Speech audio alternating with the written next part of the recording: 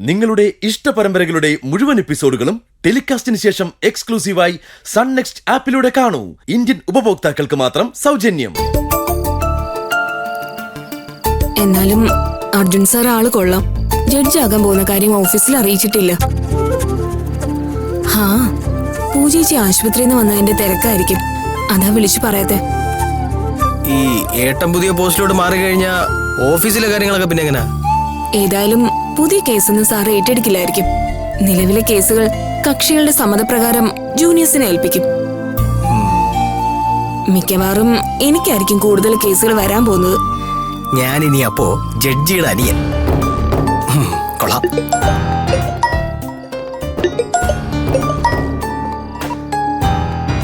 Hello hello, ഇത് advocate സ്നേഹ അല്ലേ? Advocate അർജുന്റെ ജൂനിയർ. അതെ, അഡ്വക്കേറ്റ് അർജുന് ജഡ്ജി പാനലിലേക്ക് നിയമനം കിട്ടിയിട്ടുണ്ടല്ലേ?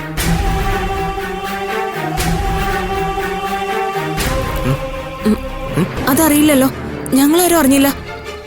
സാർ എവിടുന്നാ വിളിക്കുന്നേ? ഞാൻ എവിടെന്നും ആയിക്കോട്ടെ, അർജുന അത്ര എളുപ്പത്തിൽ ജഡ്ജാകാൻ കഴിയില്ലെന്ന് അയാളെ ഒന്ന് അറിയിച്ചേക്ക്. ഓ,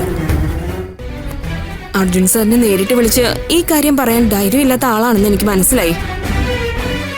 അർജുൻ സാറിന്റെ നമ്പർ അറിയാലോ, നേരിട്ട് വിളിച്ചു പറഞ്ഞോളൂ. എന്തായാലും അവൻ ജഡ്ജ് ആകില്ല. അഡ്വക്കേറ്റ് ആയി തന്നെ തുടരാൻ പറ, അല്ലെങ്കിൽ അവൻ അനുഭവിക്കും. നീ ആരുടെ ഊള എന്റെ ഏട്ടനെ ഭീഷണിപ്പെടുത്തേ? എടാ, ധൈര്യം ഉണ്ടെങ്കിൽ നേരിട്ടൊന്ന് വർത്തനം പറയടാ. ഹലോ, അർജുന്റെ അനിയൻ ആരാണെന്ന് നിനക്ക് അപ്പൊ മനസ്സിലാവൂടാ. അനിയൻ ഇങ്ങനെയാണെങ്കിൽ ഏട്ടൻ എങ്ങനെ ആയിരിക്കുമെന്ന് നിനക്കപ്പോ പിടികെട്ടേം ചെയ്യും. കേട്ടാ, വെച്ചിട്ട് പോടാ. അല്ല പിന്നെ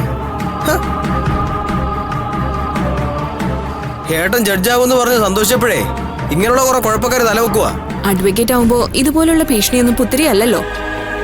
ഒന്നുകിൽ അർജുൻ സാർ തോൽപ്പിച്ച ഏതെങ്കിലും എതിർകക്ഷികളായിരിക്കും, അല്ലെങ്കിൽ ഏതോ അസൂയക്കാര്. അർജുൻ ചേട്ടൻ ജഡ്ജാവുന്നതില് തങ്ങൾക്ക് കുഴപ്പം വരുമെന്ന് കരുതുന്നവര്. അങ്ങനെ ആരെങ്കിലൊക്കെ ആവും. എന്തായാലും ഏട്ടൻ കാര്യമായിട്ടൊന്ന് സൂക്ഷിക്കണം.